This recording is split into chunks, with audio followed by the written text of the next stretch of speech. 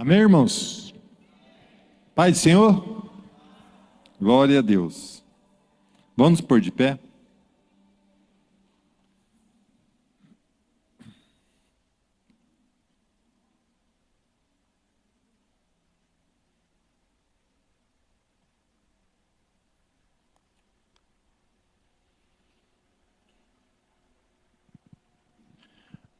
Vamos estar fechando os olhos para a gente estar orando. Senhor Deus e Pai, obrigado, Senhor, por mais um dia, por mais este momento aqui, Senhor, por estar na Tua presença, por esta oportunidade, por esse privilégio, Senhor, que muitos acham tolice, deixar de ir a alguma festa, de ir para os bares, para vir aqui, escutar de uma palavra tirada de um livro que um homem pode escrever. Mas estamos aqui, Senhor, pois cremos neste livro, nesta palavra que o Senhor nos deixou. E cremos, Senhor, que tudo aconteceu, tudo acontece e tudo vai acontecer conforme o Senhor deixou aqui. Mas nós, Senhor, temos este privilégio de mudar nossas vidas e termos a chance da salvação. Muito obrigado, Senhor, por ser escolhido por Ti, ó Pai, para aqui estar, ó Pai. Muito obrigado mesmo, Senhor, em nome de Jesus. E, Senhor, nos perdoe, ó Pai, pelos nossos pecados, nossos erros, falhas. Nos perdoe mesmo, ó Pai, em nome de Jesus, Senhor, em nome de Jesus.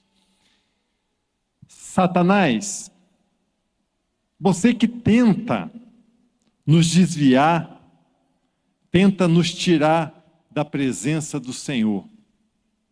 Eu ordeno a você agora, em nome de Jesus, pega tudo que é teu, toda a tua armadilha, pega tudo e bate a retirada agora, em nome de Jesus.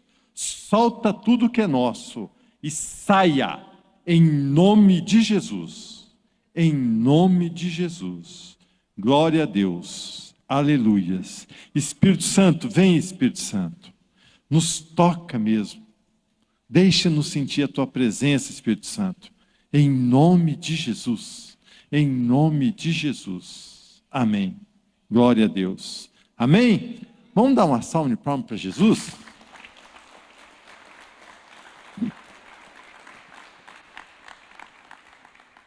Pode se sentar um pouquinho. Ô Su, põe para mim primeiro livro da Bíblia e o primeiro versículo. Primeiro capítulo, primeiro versículo do primeiro livro.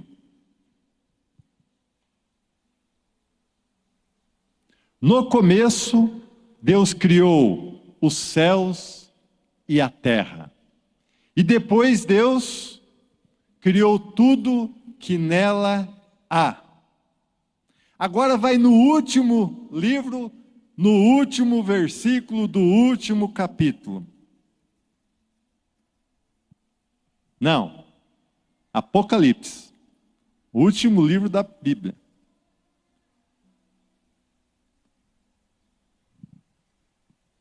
E que a graça do Senhor Jesus esteja com todos. Deus criou lá na primeiro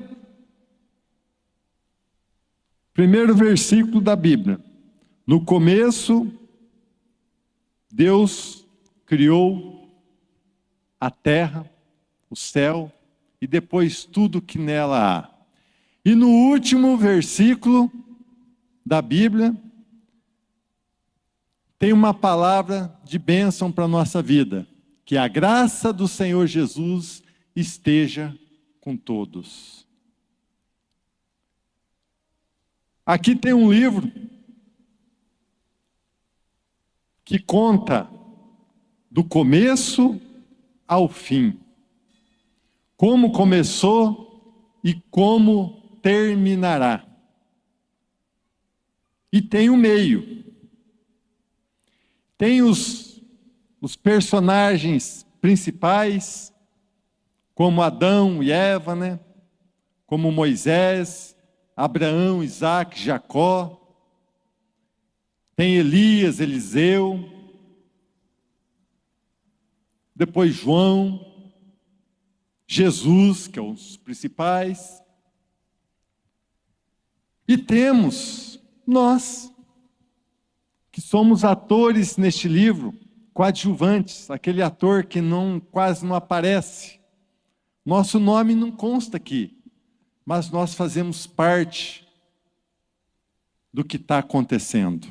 Nós estamos no meio da história. Como muitos foram abençoados por Deus neste livro,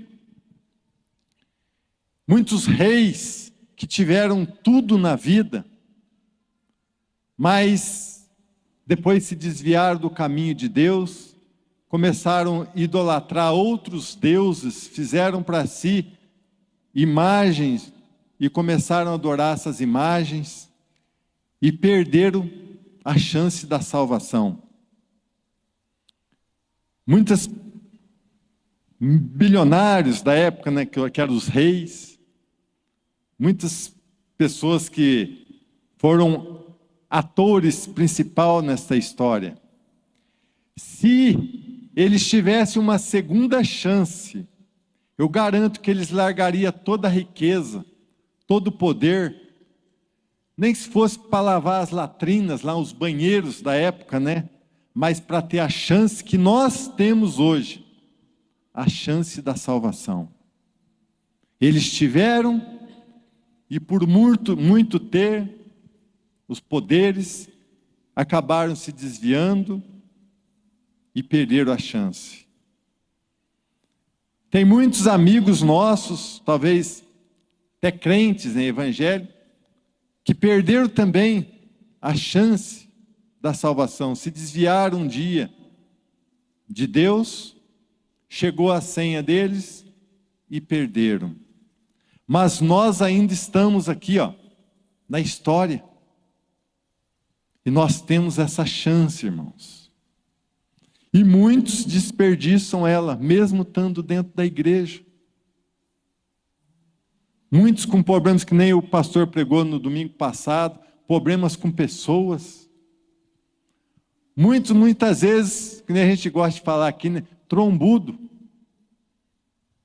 Imagina uma pessoa que está lá, descontente com a vida, descontente com qualquer coisinha que aconteceu naquele dia, está lá aquele beição trombudo, e Jesus volta naquele dia para ele. Ele pode perder a chance da salvação. Então nós temos, irmãos, que ficar contente diariamente, não importa o que aconteça, pois nós temos a chance da salvação. Nosso nome não foi escrito lá no passado ainda, nós estamos no presente, então ainda nós temos a chance. Se você tem mágoa com alguém, está com algum problema com pessoa, peça perdão ainda, dá tempo. Tem pessoas que qualquer bicuinha aí vira a cara, emburra, e se nesse momento chega a tua senha, você perde a salvação. Uma coisa que me marcou, já falei acho que umas 2 vezes aqui, foi aquele testemunho daquela mulher, que ela foi arrebatada e foi no inferno. E ela queria saber o porquê que a maior parte das pessoas que estavam no inferno eram as mulheres. Porque são mais difíceis de liberar perdão. Os homens também, não é só as mulheres, né? Mas nós também homens. Se tem problema com alguém, perdoa, irmãos. porque tua senha pode chegar e por qualquer besteirinha tua, você pode perder a chance da salvação. Como eu te falei, o teu nome ainda não ficou no passado, ainda está no presente. E Deus, e que a graça do Senhor Jesus esteja com todos. Ele quer abençoar, Ele quer ver você feliz, Ele quer você vendo, aproveitar o momento que ainda você tem. Não desperdice, irmãos. Pega o mais firme possível com Jesus. Se você tem ainda algum erro, algum pecado, alguma mágoa de alguém, perdoa enquanto há tempo, pois Jesus está à porta, irmãos. Nem que Ele não volte já, no arrebatamento, mas quem diz que eu, você ou nós vamos estar vivos amanhã? A senha, ninguém sabe qual é a nossa, né? Então, se tem problema com pessoas, irmãos, perdoe. Não fica trombudo. Fica feliz por você ainda ter a chance da salvação. Não adianta nada, né? Riquezas, mansões, e depois perder a salvação. Então, primeiro nós temos que conquistar essa salvação. Amém? Glória a Deus. E lembra, você ainda está na história. Mesmo que seja um ator coadjuvante, né, que não apareça. Mas nós estamos ainda. Não estamos no passado, então temos a chance. Amém? Glória a Deus. Vamos pôr de pé?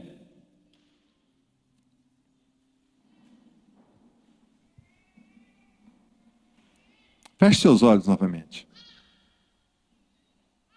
Senhor, sempre o Senhor tem tocado, ó Pai, de estarmos pedindo perdão,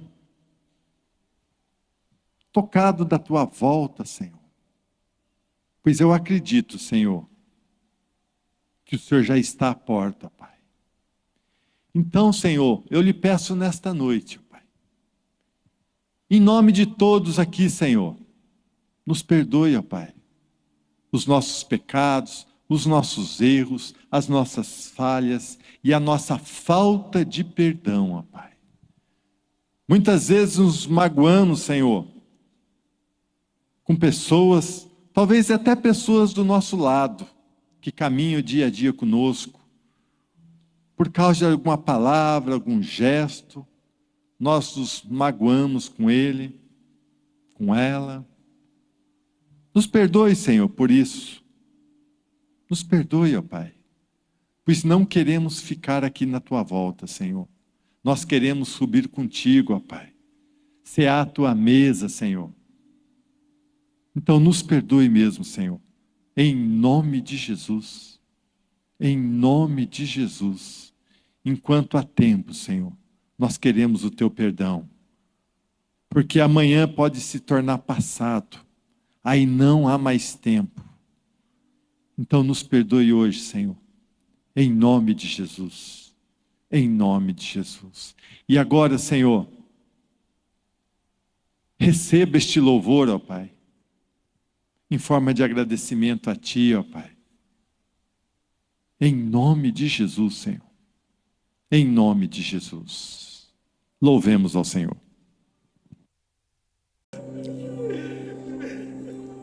Toda vez que a gente vai buscar Deus, né? As pessoas, né? E nós também, quando começamos a buscar, nós estávamos buscando a Deus para que Deus pudesse entrar na nossa vida, e nossa vida ser salva. Mas o que nós estávamos mais querendo que fosse salvo, talvez era a restauração da nossa saúde, nossa vida financeira, nossa vida social, né? E alguns, né, aprendeu até a conviver com uma vida destruída e precisam de salvação, da libertação dos espíritos malignos. Na realidade, todos nós precisamos se libertar dos espíritos malignos. E essa é a razão que nós vamos buscar a Deus, né? Mas essa é a razão por quê? Porque são a consequência do pecado da humanidade. Quando o pecado veio, né? As consequências de uma vida pecaminosa do homem veio sobre ele. E quando nós vamos buscar a Deus, né, nós vamos vendo que tem coisa que não vai ser resolvida. Por exemplo, né, se você amar essa própria vida, e às vezes nós estamos tentando, nós continuamos com o mesmo propósito, buscando a Deus que nem um desesperado, quando nós entramos numa crise financeira, numa doença. Deixa eu perguntar para o pastor Edmar, quando o câncer te ameaçou, você buscava mais a Deus? Então ele buscava por causa do câncer. Sabia que até uma pessoa top, né? Se ela relaxar e Deus tiver saudade dela, ele pode pôr um câncer na pessoa para a pessoa voltar a ter intimidade. Às vezes o câncer é o lugar seguro dele. Às vezes, né, você começou a ganhar um pouquinho de dinheiro. Um pouquinho só. Você está ganhando, você não ganhava nada, agora está ganhando 1.500, 2.000, 3.000 por mês. Né? E se sossega. Mas daí vem, perde aquele 2, 3 mil, aí fez umas contas, e agora não tem onde tirar dinheiro. E aí a gente, vamos buscar Deus. Vamos. Né? E eu fazia até ato profético, ia no monte, né? E essas coisas nós começamos a colocar diante de Deus, né? E se essa for a razão de nós estarmos buscando a Deus, nós somos os mais infelizes que existe. Porque quem vive buscando o céu, ele vive sustentado pelo recurso do céu. A bênção você não precisa correr atrás dela, nem buscar Deus por causa dela, ela vai correr atrás de você. Porque você vive em outro nível. Você vive em outro nível. Se eu for patrão e querer viver no nível de empregado, eu volto a ser empregado. Se eu for, agora olha bem, se eu for filho de Deus e começar a viver como filho dos homens, eu vou voltar nesse nível. Por isso que a Bíblia fala assim, não ameis o mundo e nem as coisas que há no mundo. E a turma pensa que aí as bênçãos, né, para essa vida passageira aqui, elas são importantes. Não, querido. Elas têm importância? Tem, porque nós ficamos presos a ela. A necessidade dela faz com que nós usamos nosso coração até para buscar a Deus, em vez de estar buscando a Deus pelas nações, pelas multidões, pelo vizinho, pelo irmão. Nós estamos buscando a Deus por uma necessidade. Né? E Jesus falou assim, ó, não trabalhe pela comida que perece, mas trabalhe pela que Vamos dar um exemplo, né? Se eu obedecer toda a palavra, quando eu estava trabalhando de empregado, era difícil, quando eu era o membro, ovelha lá na igreja metodista, era difícil, gente, porque eu me achava melhor do que o meu patrão, mas eu tinha que fazer ele ter razão. Quando eu estava lá na metodista, eu me achava, entende, uma pessoa que buscava mais, que tinha mais esforço com Deus do que os meus líderes, mas eu tinha liderança. Né? Eu comecei a buscar os princípios de Deus, porque eu não podia perder a presença de Deus. E eu descobri que os princípios de Deus não é fazer a minha vontade, mas é fazer a vontade da minha liderança, do meu patrão, né, do meu pastor. E assim as coisas elas foram acontecendo. E até as coisas más, né, o desprezo deles, o desistir do meu patrão, as coisas que foram acontecendo de ruim na vida deles, né, colaboraram para que eu me posicionasse, não para prejudicá-los, mas para tomar posse daquilo que eu estava tomando, honrando a Deus. E muitas vezes nós não entendemos isso, nós achamos que o caminho de Deus é trazer uma felicidade para nós. Não, querido, o caminho de Deus é trazer uma felicidade para o meu pastor, para o meu líder, para o meu patrão, para o meu prefeito. Eu tenho que orar pelas autoridades. Eu tenho que somar com elas, para o propósito delas. Né? Mesmo que você não votou no Lula.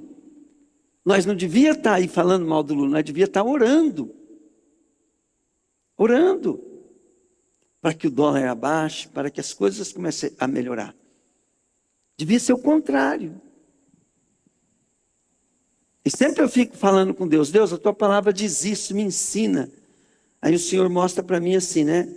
Filho, esses são prisioneiros. Todos vocês são, Deus fala bem claro, todos nós somos prisioneiros, mas aquele que está fazendo mais coisa errada, está sendo mais servo do inimigo, e para Deus ele não é servo do inimigo, ele é um filho que precisa ser resgatado. E os piores, né, são os que mais Deus quer para ele. Por isso que nós não podemos ter inimigo homens, nós precisamos ter amigos homens. Mas no meio de tudo isso, Deus tem propósito, que o diabo vai usar quem para poder destruir o nosso propósito? Os quem? Deus, diga comigo, Deus tem um propósito na minha vida, fala aí. E quem Deus vai usar para poder impedir esse propósito? É o teu patrão, é o teu pastor, é o teu líder, sabiam? É o teu prefeito, é o teu presidente. Só que as armas que nós lutamos não são como a do mundo de ver eles como inimigo. Pegaram, gente? Quando eu estava trabalhando em funcionário lá para o Edson, né, o que o inimigo usava para me destruir era o meu patrão. Mas a minha função era obedecer à palavra, não usar armas do descontentamento, da reclamação, da decepção, da vingança, do desprezo ao patrão. O que eu fazia? Edson, eu tenho uma ideia para você. Só antes de eu te falar, eu vou te dar uma ideia. Se você aceitar, beleza. Se você não aceitar, você certo. Você está certo. E errado, você continua certo, porque você é o patrão. E aí, assim também nós devemos fazer em todo nível de autoridade. Nós podemos chegar diante do Lula e falar assim, Lula, tem uma ideia para você. Não gasta mais do que não arrecada. E o Lula fala, não, mas eu penso assim, porque não sei o quê, papapá. Lula, você errado, você está certo, você está certo, por quê? Porque você é o nosso presidente. Pronto, acabou.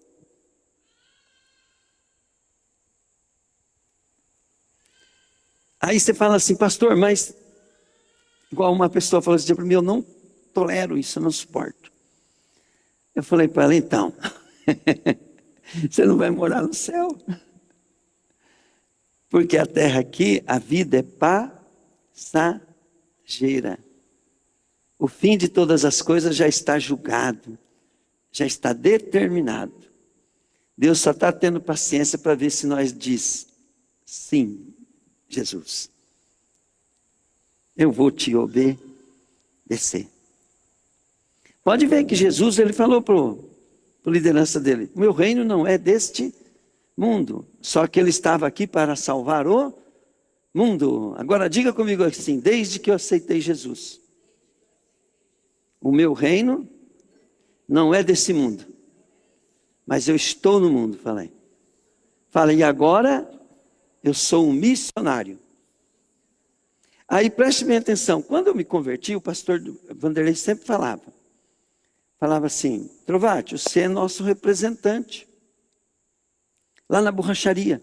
Porque no começo ainda eu fiquei na borracharia um pouco, né? Falou, os irmãos da igreja, não pode estar lá na borracharia. Mas você está lá. Na hora que alguém fura um pneu, você chega lá e pá. Então eu fui bem ensinado nisso. Então o meu trabalho não é uma loja de pneu, o meu trabalho é um ponto missionário. Né? E o que faz um ponto missionário é a presença do missionário ali. O missionário chegou. A missionária Carmen, né, ela tem um ponto estabelecido, mas né, hoje ela foi fazer missão lá em casa. Pegaram, gente? Então, se a nossa mentalidade ela não mudar, nós vamos voltar para trás. Nós vamos virar religioso. E quem não produz na igreja, aquele ditado, né? Quem não trabalha, dá trabalho. Ontem a Lu me ligou, né? Pastor, estou precisando de você. Aí eu falei, para que foi? Aí ela contou a história, eu falei, filha, executa. O pastor Vanderlei fazia isso direto com nós. Você converteu na época do pastor Vanderlei, Paulo Henrique? Foi, né? Você lembra que se a gente chamasse ele para expulsar um demônio, ele falava assim, se vira.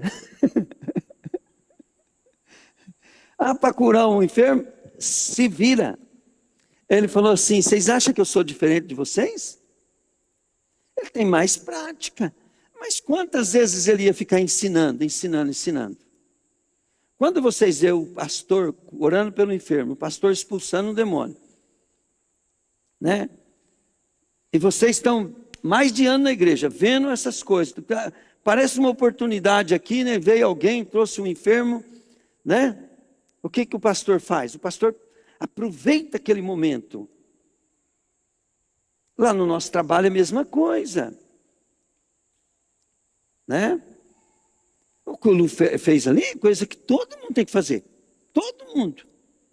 Todo crente. Não é só no nosso ministério, não. Todo crente de todo quanto é igreja aceitou Jesus, viu que Jesus cura, salva, batiza no Espírito Santo. Tem uma oportunidade, você vai deixar aquela pessoa ali sofrer sem pelo menos tentar? Você fala, pastor, mas eu orei e não aconteceu. Querido, você tem que orar e fazer o que é feito acontecer. Ninguém garante que se o pastor estivesse lá ia acontecer também. Nós devemos sermos missionários de Deus na terra. Agora, querido, olha bem. Tudo isso só tem um propósito isso. Diga comigo assim, é estar pronto para o arrebatamento. Não é para fazer isso sem propósito. O propósito não é salvar as pessoas só. Entende? O propósito é inúmeros. Sabe, querido, eu vejo muito crente que não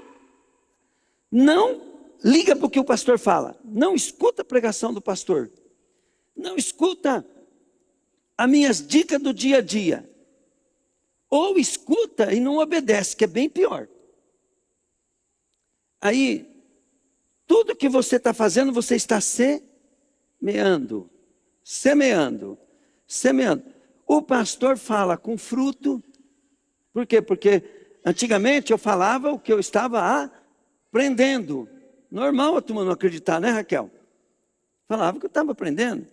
Agora, Jesus mesmo, ele falou assim, se vocês não acreditam no que eu falo, acredita pelo menos nas obras que eu faço. Eu não conto testemunho de obedecer a autoridade, é certo. Eu conto testemunho de que obedecer é certo, porque a palavra diz, mas eu conto o que eu fiz e no que deu. Pegaram, gente? Vamos dar um exemplo assim. Eu sou o líder aqui, vocês estão ferrados. Então, porque eu não vou tirar minha posição de líder. Eu tenho responsabilidade. Eu sou pastor aqui. Eu sou autoridade. Esses dias, o Marcos Belli estava aqui, né? Eu cheguei no Lu e falei, Lu, quando tem pregador de fora, quem manda ainda é eu. Se um pastor mandar você fazer alguma coisa e eu chegar lá e falar para fazer outra, você tem que fazer o quê? O Lu olhou para mim e falou assim, mas eu não tenho que fazer o que ele manda? Eu falei, claro que não. Esquece que quem é o líder aqui é eu. O patrão é eu. E eu não falei aquilo com o Lu porque estou desprezando o Lu, porque tem que aprender isso, porque se o Lu quiser, entende, colher em todas as áreas da vida dele, financeira, espiritual e tudo, não pode ferir princípio de autoridade. E a autoridade, querida, ela tem que ser respeitada. Nós temos que tomar muito cuidado. Essa geração foi criada, querido, para mandar em pai e mãe. E nós não podemos cair nessa porque nós estamos atrás de coisas superior. Pegaram? Então, fui trazer o Lu e o Enoque aqui na coisa aqui para eles entregar um pneu. Montei no carro e o Enoque estava do lado na cadeirinha. O Enoque ficou estranho, né? Foi, o que foi, Enoque? Eu estou com vergonha. Não era vergonha, devia, né? Mas eles só expressou que era vergonha. Eu falei para ele, mas você não precisa ter vergonha do vô. Ele falou assim, não? Eu falei, não. Você precisa ter respeito. Ele falou, o que é respeito? Eu falei, respeito, você tem que honrar, respeitar. Você não pode desfazer do vô. Você não pode olhar para o vô assim com desprezo, essas coisas, né? Não medo. Você tem que ficar empolgado quando o vô senta do teu lado, né? Não com medo. Já pensou, ó, se o prefeito da minha cidade vir sentar do meu lado, do meu banco, eu tenho que ficar o quê? O que eu tenho que ficar, gente? Honrado, eu estou com o prefeito do meu lado. Agora, se eu não votei nele, eu vou ficar com desprezo? Aí o que eu estou fazendo? Se eu não gosto dele, eu vou ficar com desprezo? O que eu estou fazendo? Eu estou desonrando uma autoridade.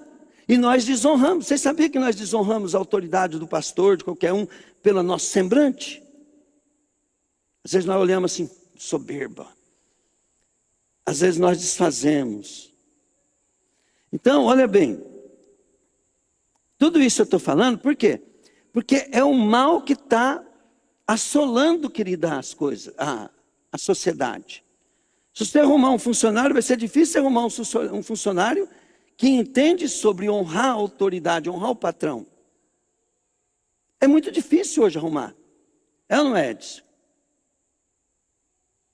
Os melhores querem bancar o dono. Né? Ele tem que agir como dono, mas não desonrar o dono. Tem que fazer as coisas de acordo com o que o dono pensa. Autoridade. Aí eu falei para o Enoque falou assim, mas o que é autoridade? Eu falei assim, eu vou te explicar. Todo aquele que tem poder. Eu não falei com esse tom com ele, tá? Ó, Enoque, todo aquele que tem poder na vida da gente, para fazer o bem ou o mal, é uma autoridade. Por exemplo, lá na tua casa, né, teu pai, se você fizer coisa errada, teu pai pode te repreender, pode te dar um castigo. Então, teu pai na tua casa é autoridade, ele tem que ser temido e respeitado. Por que temido? Temido porque, fala assim, não, se eu fizer uma coisa errada, o meu pai pode me castigar. Então tem que ter temor, sim. Tem que ter medo de fazer coisa errada. Mas tem que ser, para honrar, tem que ser empolgado a fazer o que o pai gosta. Fez o que o pai agrada ao pai, vai receber castigo? Vai, gente. Vamos, gente. Não, pode receber até um bônus, um prêmio. Pegaram? Bom, pega desse princípio. Agora eu vou para a escola. Até comecei a explicar. Falei, ó, a polícia é uma autoridade. Se a polícia mandar parar aqui, eu não parar, ou for desrespeitoso com ele, olha bem, eles podem me bater, Enoque. Eles podem me prender, Enoque. Eles podem arrancar o revólver, Enoque, pá, dar um tiro em mim. Acabar com a minha vida. Isso é uma autoridade. O que determina que uma pessoa é autoridade é o poder instituído nela para fazer bem ou mal. Nós não estamos falando de ela fazer certo ou errado.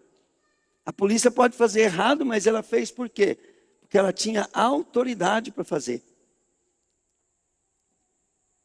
Ela não pode fazer o que é errado contra mim.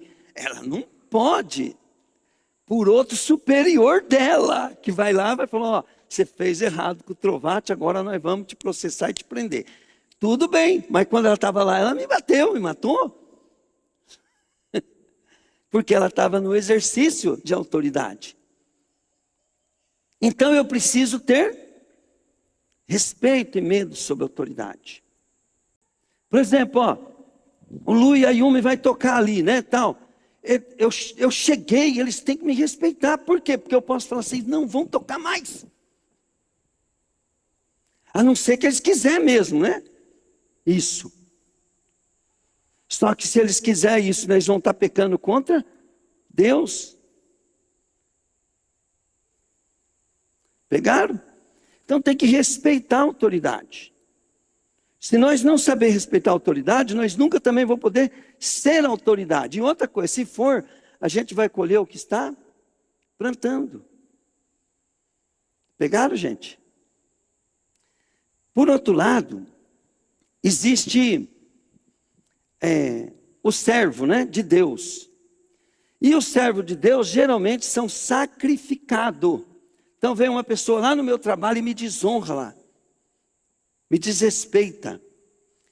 Avança a minha autoridade.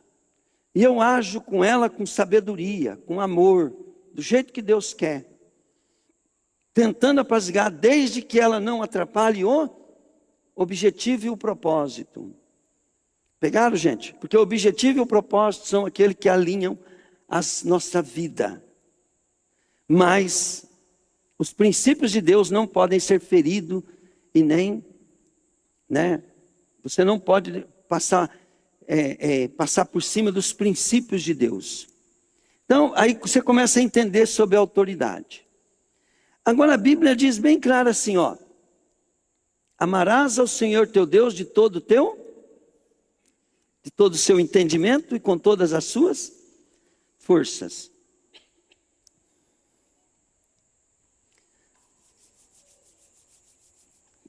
Agora deixa eu te perguntar.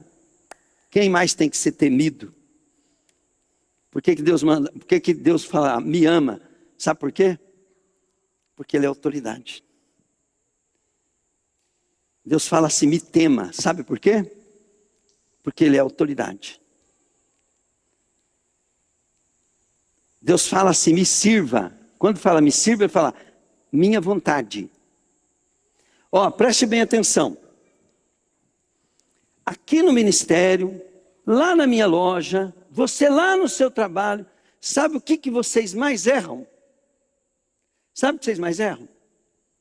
Falei para a Gabi, maior erro de um funcionário. Todos estão servindo, estão à disposição de quem? Do patrão. Todos estão ali para servir o patrão. Agora, olha bem, se eu estou lá e eu não gosto de servir o patrão, é o meu lugar? Eu tô vivendo em desonra naquele lugar. Se eu estiver na minha igreja e não gostar de servir a minha igreja, através da vontade do meu pastor, eu estou ali em desonra ao meu Deus. E como que eu vou saber que eu estou servindo certo a Deus? Aí Deus coloca uma autoridade ali, eu respeitando, honrando e fazendo a vontade daquela autoridade, eu estou.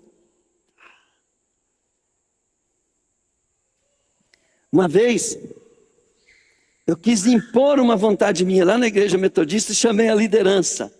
Tinha trocado de pastor, né? E na hora que eu falei, né? Que não era nem minha vontade, era uma coisa que nós fazíamos que o pastor estava cortando. Que nós cuidávamos de várias igrejas, né? E o pastor Duarte chegou e tirou todas as igrejas de nós cuidar e eu senti que aquelas igrejas ficou abandonadas. E eu fui lá fazer uma reunião com a liderança. Eu era líder, né? Então, vamos fazer uma reunião com a liderança. Aí o irmão Hélio levantou: ô, irmão Trovati, é para isso essa reunião?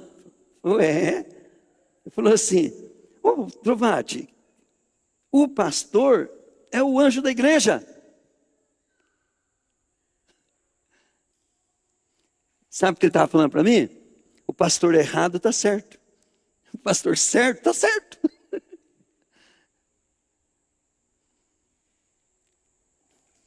Que se nós quiséssemos acertar a vontade de Deus, nós tínhamos que andar pela cabeça do pastor. E era difícil, porque estava vindo um pastor totalmente avesso ao meu modo de pensar.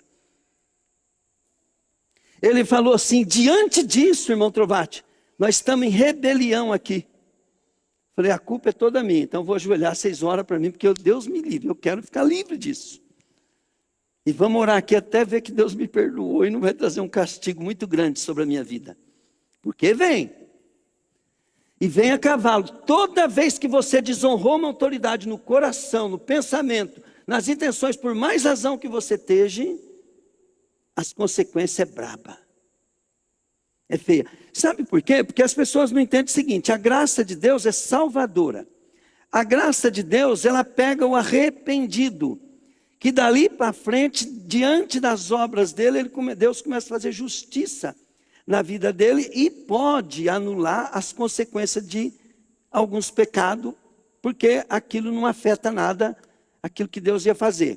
Mas diante de nós temos um promotor e um acusador, uma sentença pode ser lançada e a justiça de Deus continua.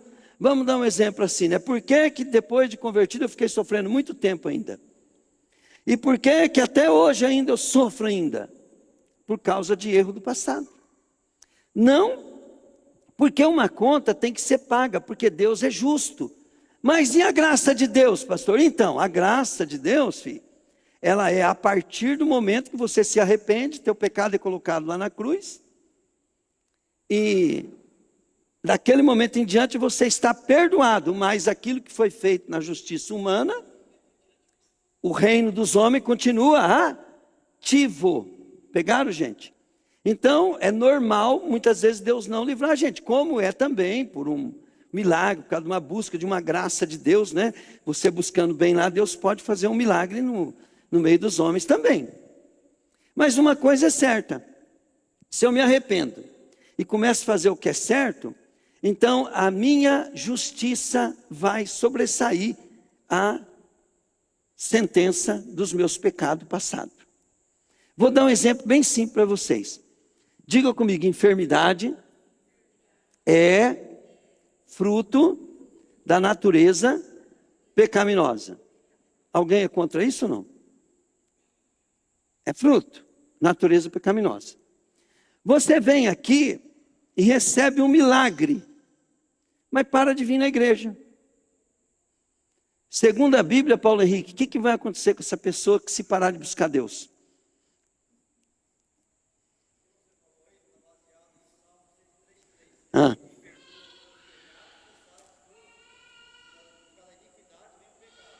É.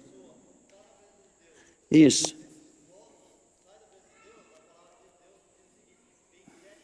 Sete vezes pior. Quer dizer que o fato daquela pessoa ser perdoada e ser sarada não dá o direito dela fazer coisa errada. Então é a mesma coisa assim, ó, o crente ele vem e recebe a graça, o perdão, é curado, mas continua fazendo a mesma coisa, mesmo ele frequentando a igreja, as coisas vão continuar dando zebra. E o maior pecado nosso, ele é da natureza. Ele não é o pecado do... Sim, por exemplo, o cara fala, matou, roubou, essas coisas, isso aí já é uma fruto, né, do pecado. Mas o maior problema nosso é o coração, porque a boca fala do que o coração está cheio. Ó, vou explicar uma coisa para vocês. Diga comigo assim, mentalidade. Então, olha bem, vou falar igual o Poiuchu fala, tá? Nós temos a mentalidade velha e a mentalidade nova. O que é mentalidade velha, né? O que o Poiuchu fala. Mentalidade velha é a nossa capacidade que nós temos sem usar a memória, o pensamento, os pensamentos. Então, o nosso cérebro, ele processa comportamento automático. Vamos dar um exemplo. Você sobre um corte, né? Automaticamente a tua mente, o teu cérebro já processa para aquilo criar cicatriz. Por exemplo, entendeu? Também, nós comemos, né?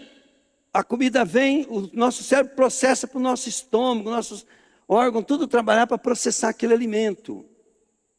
Então, nós temos a nossa mentalidade velha, que o Yushu fala, é tudo que o nosso cérebro, que nossa natureza trabalha automático. Já é. Você não precisa planejar, você não precisa aprender, você não precisa fazer, você não precisa ter prática, você não precisa ser transformado, você não precisa nada. A tua mentalidade velha, teu cérebro velho, o seu pensamento, né, coisa assim, isso aí já existe naturalmente. Diga comigo, mentalidade velha. Agora, aí ele fala assim, mas existe a nova mentalidade. A Bíblia fala assim, ó, vocês têm que ser transformados pela renovação da vossa mente. Então, aí a Bíblia fala, tudo que o homem pensa, isso ele é. Que o homem imagina no seu coração, isso ele é. Então, vamos dar um exemplo. Eu pego esse negócio de honrar e começo a olhar isso como uma posição ruim. Aí Jesus falou, sua natureza é ruim. Ele falou, seus olhos são trevas. O que ele está falando? Teu modo de ver as coisas são puro trevas. O que Jesus estava falando? Sua mentalidade é ruim. Você interpreta. O pastor está pregando, um está interpretando assim, que palavra transformadora. O outro está falando assim, ele está com má intenção comigo. Gente, visitante veio aqui e ficou de mal, brigou comigo porque disse que eu expus ele. Eu nem sabia quem era o cara. E ainda acusou outro membro de fofoqueiro, contou tudo para mim.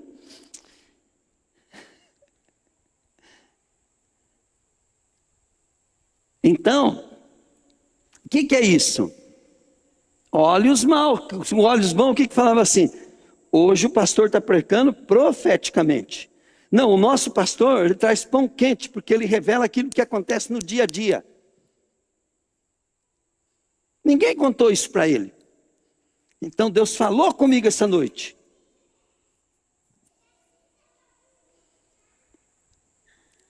Então, olha bem. Toda verdadeira palavra de Deus, ela te dá direção no dia a dia. Mas tem gente que pega como pessoal. Ele não pega como uma. Ontem eu postei para vocês, ó, no cara nem é crente, gente, direito. Deve ser crente, mas não é pregador nada. Né? O cara falando assim, ó, meninos espirituais não gostam de ser corrigidos. Você vai corrigir eles. Ele não falou meninos espirituais, não, meninos, né? Que ele está falando como empresário. Meninos não gostam de ser corrigidos. E eles não vê, né, que a pessoa que corrige os outros, ela está correndo o risco de ser mal interpretada, de ser uma pessoa depois até perseguida e ter que pagar um alto preço por isso. Porque as pessoas têm maus olhos. Ele falou assim, mas quem está corrigindo? O menino devia crescer e olhar, porque o adulto, ele olha para si e fala assim, esse cara me ama de verdade. Porque ele foi capaz de me corrigir, mesmo sabendo que eu poderia me ofender. Ele correu o risco de perder até a sua reputação. Mas ele foi sincero, porque ele quer meu bem, lá no futuro. Ele falou, mas meninos não gostam de ser corrigidos. E meninos gostam demais, querido, de chamar atenção e querer se colocar no lugar. do patrão, do líder, de coisa. Quem está pronto para ser patrão essas coisas, ele é ao contrário. Ele fala assim, eu não quero pegar esse abacaxi. E quando ele pega, ele fala assim, igual quando me chamaram para ser presidente da igreja metodista, eu falava para o João, eu não posso pegar esse abacaxi, eu não posso, não dá para mim. Porque eu sabia o quanto que eu ia ser mal interpretado e tudo mais. Mas se fosse um cara orgulhoso, ele ia pegar e falar assim, uau, eu agora sou o presidente da igreja.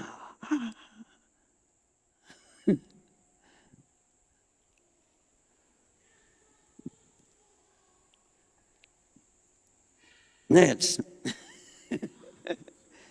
Os meninos, velho, é desse jeito. Só que às vezes a pessoa não sabe, né, que existem inúmeras coisas que Deus não pode elevar ela, porque ela não está pronta. Ó, Deus sempre usa os servos que estão prontos. E os servos não estão preparados. Então, todas as tribulações que acontecem na nossa vida, elas estão acontecendo por nossa culpa, por nossa maneira de pensar, por nosso modo de agir, por nossa maneira de ver as coisas. Aí as coisas começam a dar tudo errado, tudo errado, tudo errado, tudo errado. Você começa a perder dinheiro, você começa a ter problema de saúde, você começa a ter um monte de dificuldade. Eu também sou assim. É Deus corrigindo a gente. E Deus não corrige só para o nosso bem, não. Ele corrige, querido, para nos dar coisas elevadas. Entende? Na hora, depois que ele nos corrigiu, ainda ele nos promove ainda. Vem cá, filho, eu vou te dar um bônus. Agora você vai deixar de ser empregado e vai ser patrão. Porque você foi corrigido. E você aceitou a correção e foi transformado. Agora você está pronto. Vou te colocar em outra posição. Colocou em outra posição, começa outra luta. Mas outra luta. E aquela luta não é daquele nível mais, é um nível bem maior. Então aquela luta é bem pior. Mas bem pior. Se você perguntar para minha esposa, né, nós sofríamos muito mais no passado, né, Rosa? Só que aquelas lutas, hoje, não é nada. Aquela é corriqueira na minha vida. Mas o homem mudou. Deus colocou a gente em outra posição. Aquelas lutas continuam, né? Mas a gente lida com elas e dorme sossegado, faz parte da vida. Mas muita gente, né, não consegue lidar com essas lutas do dia a dia. Chega a entrar em depressão, como eu entrava. Quantas vezes entrei em depressão? Que não aguentava a pressão E a pressão eu nunca fiquei parado, sempre Deus foi me levando. Mas quando eu entrava na outra posição, querido, a luta era bem maior. Né? Nós tínhamos a luta de empregado. E estava gostoso, né, Rose? Aquele salarinho, nós fazia conta, dava, nós não tinha muita coisa para pensar. Mas daí eu peguei a loja para tocar. Comprei a loja. E toda aquela luta, sem dinheiro, sem nada, sem aquela luta para comprar, nós não podíamos. Às vezes, querido, eu vendia 4 pneus de caminhão, lá dava para mobiliar a minha casa. E nós não tínhamos nenhuma televisão e nenhuma cadeira na sala. Mas se fosse qualquer um aqui, querido, que estivesse ganhando, que eu estava ganhando no começo, a primeira coisa que ia comprar uma televisão de...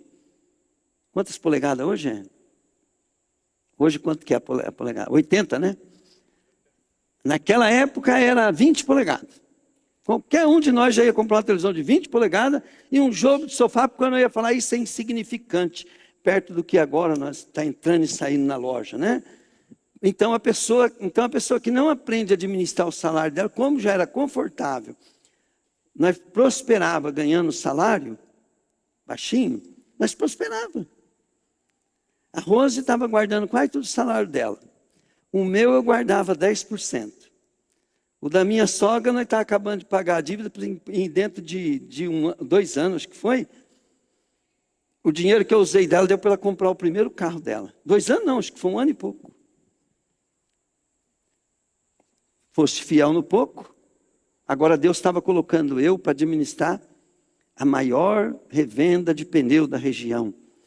Só que ela começou com o quê? Com R$ 800.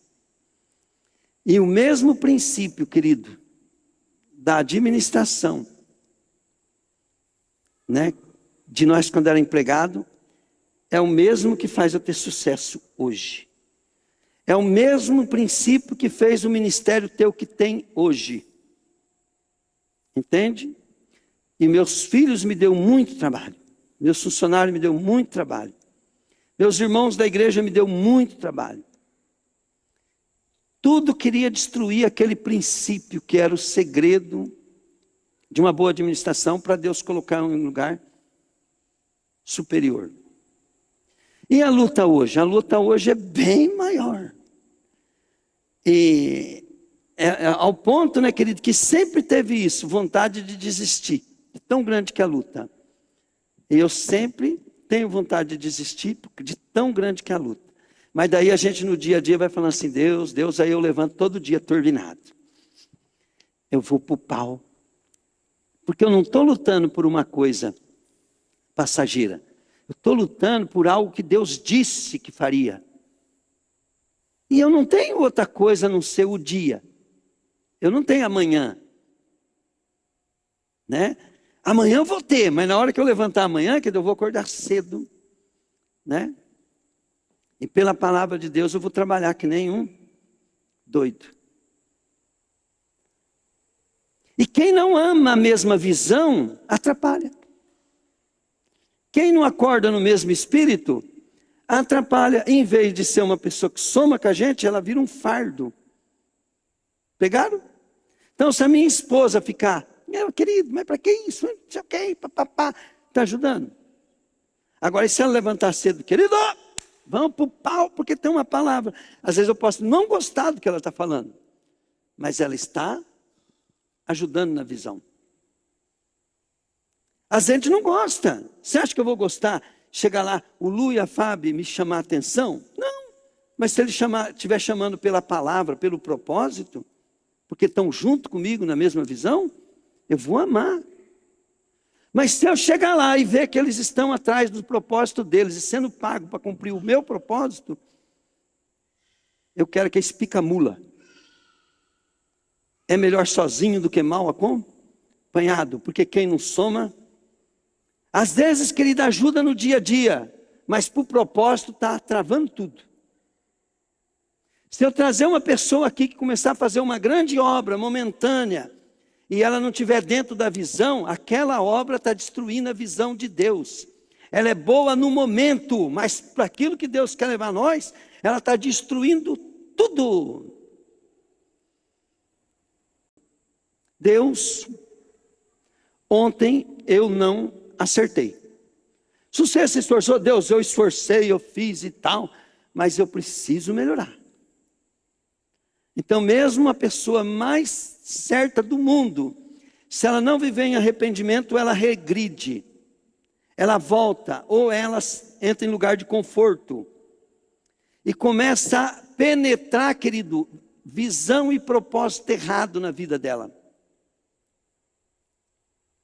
Pegaram? Nós podemos ouvir de tudo, mas temos que reter o que é bom. Mas o que é bom? Se não for aquilo que soma para o que Deus falou. Para o teu trabalho é uma coisa, para a tua igreja é outra, para a tua cidade é outra. O que Deus falou da nossa cidade? A nossa cidade, que é uma cidade forte de comércio. E nós temos que orar por isso. Entende? A nossa cidade, ela é um centro de comércio. Nós não pode deixar Cornélio ser centro.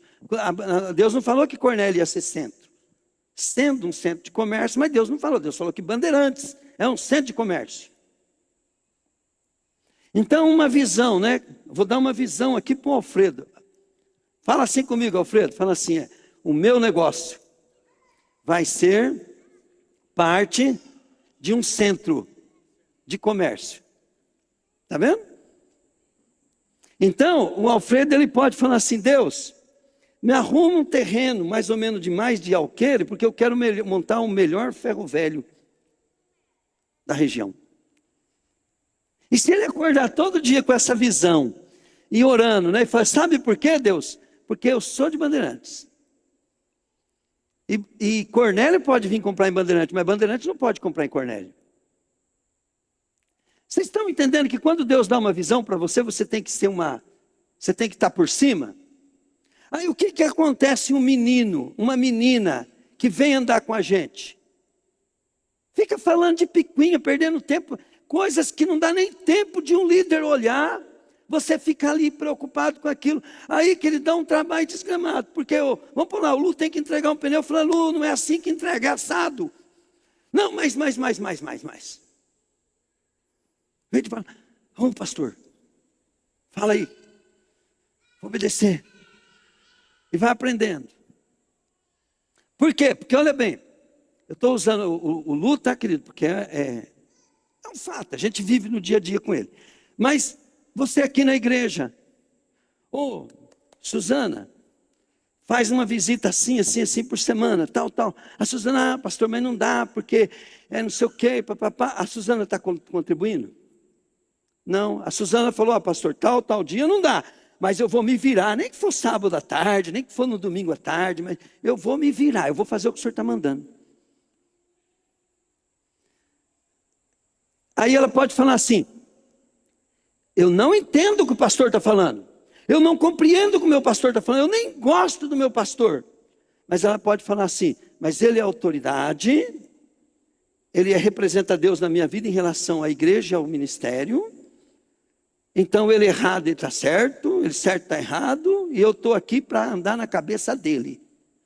O que é andar na cabeça dele? Então, se nós andar na cabeça de Cristo, todos nós vamos estar unidos em Cristo. Né? Se eu estou trabalhando num lugar, Deus tem uma visão para aquele lugar, vamos dar um exemplo. Um dia, o irmão Hélio testemunhando, a primeira vez que ele falou, aí ele contou a visão que ele teve da igreja metodista, a revelação que ele teve. Gente, rapidinho eu falei assim, é de Deus. E todo o tempo que eu fiquei na igreja metodista, que vinha uma luta, uma tribulação, que veio, o Paulo Henrique sabe disso, que teve vez que a família do pastor inteira se levantou, era para mim nunca mais voltar naquela igreja. Não sei se ele estava junto, mas ele viu falar. Armaram uma arapuca comigo, uma maldade que vocês nem imaginam. Ciúme, porque tinha uma galera me seguindo. Ciúme. Eu tinha 6 meses de crente. 6 meses. Só que o Hélio já tinha falado aquilo. Aí eu falava assim, a visão de Deus para minha igreja. É aquilo que o irmão Hélio falou. E, gente, lutei até o último dia que estava lá sobre aquela visão. E todo mundo é testemunha, né? Que eu chegava no pastor e falei, pastor, aqui quem manda é o senhor. Eu ando pela tua cabeça. Deus está falando direto comigo. Mas eu mesmo falava com Deus, né? Porque eu sei que Deus não volta na tua palavra. Deus falava para mim que eu era cabeça, que eu não ia ter pastor, que eu ia ser líder independente, que o que ele estava fazendo comigo e tal, e que eu tinha que sair da igreja. Sabe o que eu falava para Deus? Falei assim, eu tenho um líder, pastor. Deus, falei, eu tenho um líder, o meu pastor. Eu não vou fazer com ele o que eu não gosto que faça comigo. Então eu só saio se o senhor tirar o meu pastor. Lembra, Paulo Henrique? Foi ou não foi? Isso aí você acompanhou. Honrei o meu pastor até o dia que ele não voltou mais na igreja. Ele não voltou, não voltei junto. E eu tinha a palavra para sair.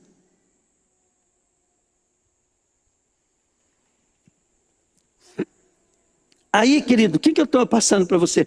Eu não estou te ensinando só. Se você não acredita no que eu falo, acredita na obra que Deus fez na minha vida por causa dessas coisas. É gostoso, depois que você vive, entende, Edson? Quando você está passando os apertos lá é difícil, mas depois que você passa, né? Você pode pegar e contar, falar assim, hoje para mim, querido, está tudo top. Eu estou aqui, até eu falo assim, eu falei ontem para a Rosângela, falei, Rosângela, não sei se foi para a Rosângela, para a Carmen, falei assim, ó, para mim assim, eu quero multidão, mas eu não ligo de ficar sozinho. Agora, deixa eu falar uma coisa para você, qual que é melhor, multidão ou estar sozinho? Vai, fala. Multidão. É isso aí, depende. Fala comigo assim, é muito melhor estar sozinho, fala, do que mal acompanhado, falei. Porque, olha bem, se eu tiver uma multidão somando com a visão, oh, que maravilha, né? Mas já pensou uma multidão querendo que não tem nada a ver com a multidão? Ah, daí tem as outras igrejas aí, gente. Nosso ministério não nasceu para isso. Mas o nosso ministério nasceu para ter uma multidão querendo a glória de Deus, né? Mas não para dividir a igreja. Por isso que nós não é para ser grande, mas nós é para fazer uma revolução. Entende? Nós não é para ser religioso, nós é para quebrar a religiosidade. Mas nós, para quebrar a religiosidade, nós temos que ser mais íntegros, fiéis. Entende? Nós temos que ser transformados em pessoas que estão aqui empolgados para adorar a Deus, empolgados para buscar Deus, empolgados para aprender mais de Deus, empolgados amanhã para trabalhar, para poder fazer o melhor para Deus. Ó, e é assim, gente, como é que a gente sabe a vitória? Diga comigo, pelo fruto conhecereis a árvore. Então, olha bem, o que é o fruto? Eu vou dar um exemplo bem simples, né? Olha bem, hoje, lá no meu trabalho, as pessoas, elas vão, porque tem a mercadoria, porque tem o preço, e tem opções. E aí, né, eles caçam por aí. Deu certo de achar? Às vezes eu perco a venda. Pegaram? Vocês têm tempo, perca a venda. Mas na hora que eles precisam, entende? Na hora que precisa resolver um problema, na hora que precisa ser rápido, se na hora, chega lá, está pronto. Então esse está pronto, esse vender porque você tem, é porque você tem fruto. E qual que é o fruto? É as Coca-Cola que eu não tomei. É os móveis que eu não comprei no tempo errado. É a roupa que eu não comprei no tempo errado. É o carro que eu não comprei no tempo errado. Entende? Que fruto que é esse? É o pneu que eu tenho lá para vender. Pegaram? Vamos dar um exemplo, o ministério. Por que o ministério tem esse lugar, tem essa construção? É a loja que todo mundo queria que nós alugasse prédio. Eu falei, não, vamos empurrar esses elevador, vamos pôr cadeira aqui, não vamos pagar aluguel não. Vamos fazer propósito, vamos juntar dinheiro, não vamos comprar o som agora, vamos comprar depois. Então, isso é fruto. E se você vê, querido, uma atitude e um fruto, e você não aplica no teu bolso, você não aplica na tua casa, você não aplica no teu trabalho, você não aplica no teu dia a dia, como é que você vai querer o mesmo resultado fazendo coisas ao contrário do que o pastor ensina? Me perdoa, mas se você não topar se transformar, é tarde você ir embora. Está tarde. Está tarde, você vai ficar aqui só apanhando. Agora, se você vir aqui contar o teu testemunho e falar, ó, pastor, o senhor falava tanto de finança, a minha finança está assim. E aí, querido, o cara pensa o seguinte, né? Os meninos, eles pensam assim, pastor fica falando de finanças, eu não estou na igreja para ouvir falar de finanças. Mas, querido, quem não cuida da tua finança, está mostrando muito bem como é a sua vida espiritual. Entende? Está mostrando o quanto que ele tem capacidade de ser transformado pela palavra. Está mostrando, querido, como que ele vive errado.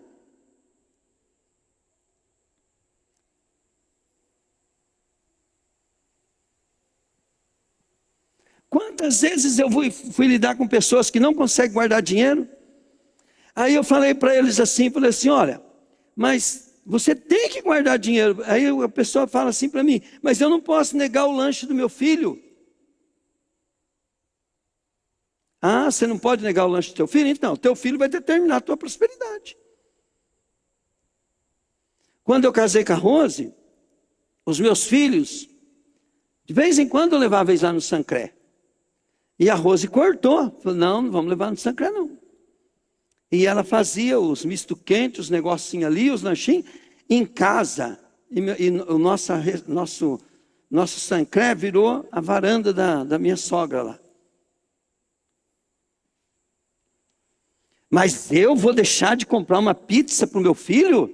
Querido, uma pizza no mercado eu acho eu não compro porque eu acho caro. 30 conto uma pizza no mercado boa. A de R$16 você tem que gastar mais 16 em cima dela para poder se ela melhora um pouquinho. Não é? Vocês estão rindo, mas é verdade. Foi lógico que a finança assim não vai dar certo. Né? Não vai dar. Agora, depois que chegou no final do mês, guardou o objetivo, o princípio, pagou todas as contas, sobrou dinheiro, já está lá na poupança. Ó, tem mais R$1.000 aqui, gente. Você devia guardar esses R$1.000. Mas daí se você pegar e falar, não, vamos no restaurante. Vamos comer uma pizza. Não, querida, mas a turma come a pizza, entendeu? Gasta o banco de reserva dela. O dia que o bonde vir, né?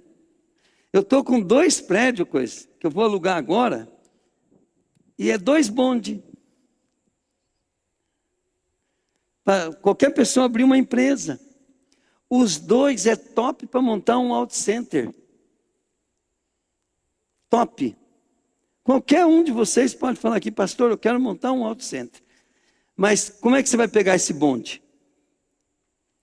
Você vai ter que ter uma reserva para comprar 2, 3 elevador, uma rampa de alinhamento, né?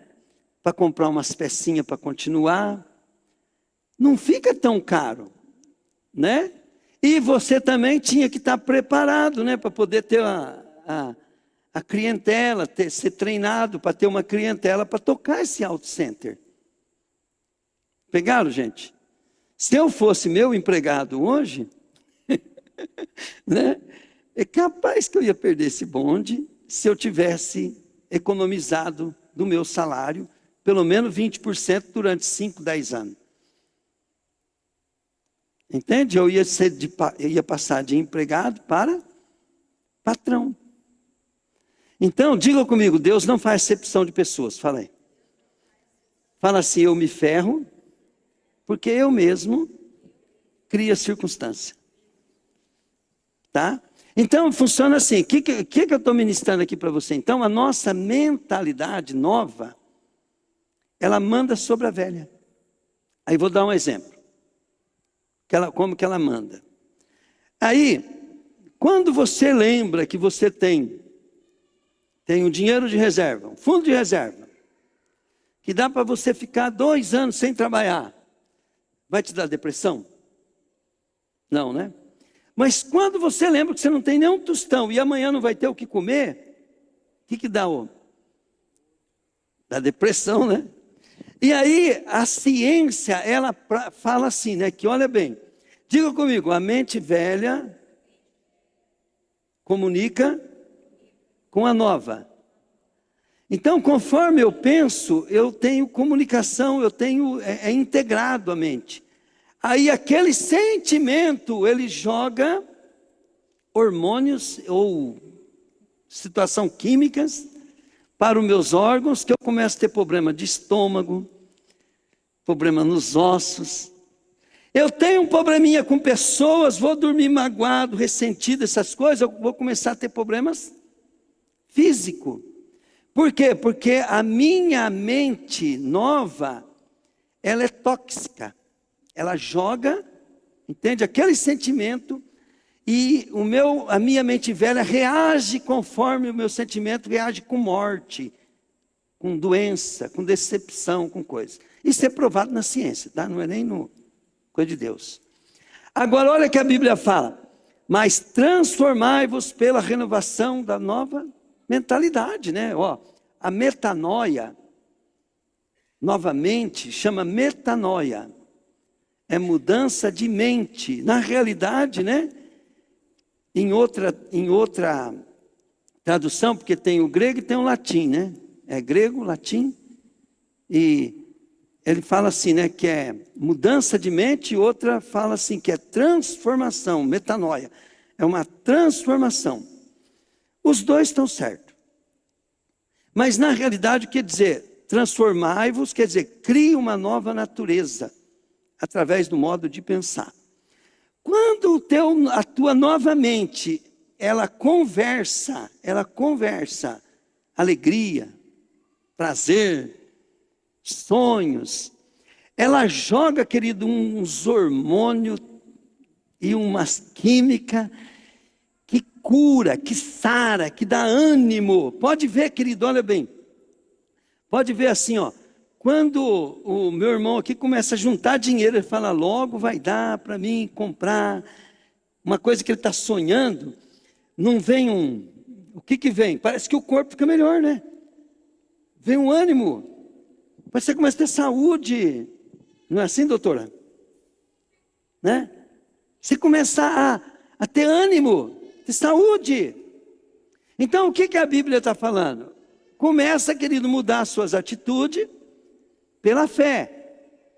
E o que é fé? Fala aqui comigo. Fé sem obra morta. O que é fé viva? Fala assim, fé. Fala assim, ela é viva com obra. Então, quando eu começo a ter fé, eu começo a visualizar o que Deus dá para mim, e falo, opa, Deus me deu ser o maior vendedor de pneu da região. O que acontece? Eu acordo amanhã como o maior vendedor de pneu da região, e nem pneu tem. Mas o pensamento começa a me dar saúde e trazer à existência aquilo que não se vê, aproveitando as oportunidades, sabendo que tudo é bem construído. Ó, eu falei assim, vem aí Edson, vem aí. Eu falava assim para os meninos, ó, se o Edson vir aqui na oficina, o Edson gosta demais do carro dele. Então, na hora de você tirar a calota, você tira a calota na mão. Finge que limpa perto do Edson. Se o Edson não estiver olhando, não precisa não, mas você pega, coloca no lugar ali. Tira o parafuso, não joga no chão não, tira o parafuso, põe numa caixinha, numa cubiquinha ali, separa do lado. Não joga o pneu, vai lá e pá. Faz tudo no capricho. E se ele estiver olhando, você dá uma incrementada lá para ele. Eu falei, gente, se você fizer isso, você sossega o cara. Porque se o cara estiver olhando ali, você jogando ali, ele fala, ai meu Deus, e pá, você está acabando com o cara está perdendo a saúde, está tendo uma crise ali. E você é ruim, porque você não está nem aí com a crise do cara. Aí eu falava assim para o cara, ó, depois que terminar o serviço, você vai lá e fala assim, o Edson, ó, a sua porta estava rigindo, coloquei um WD lá, tá? Ó Edson, eu reapertei as porcas certinho, então não vai ter perigo de cair. Eu calibrei o step, tá? E ficou top. Obrigado, tá? Deus te abençoe. E vai fazer outro serviço. Amanhã, depois, você pede a conta na Trovate Pneu. E o Edson, no outro dia, chega aqui, mas cadê o fulano? Trovate, cadê o fulano? Ah, o fulano foi trabalhar lá no concorrente. O que vai acontecer com o Edson? Vai para o concorrente. Mas, gente, olha bem. Na maioria das vezes, o cara chega lá na loja e fala, cadê aquele fulano que trabalhava aqui? Ele foi embora. Ai, que alívio.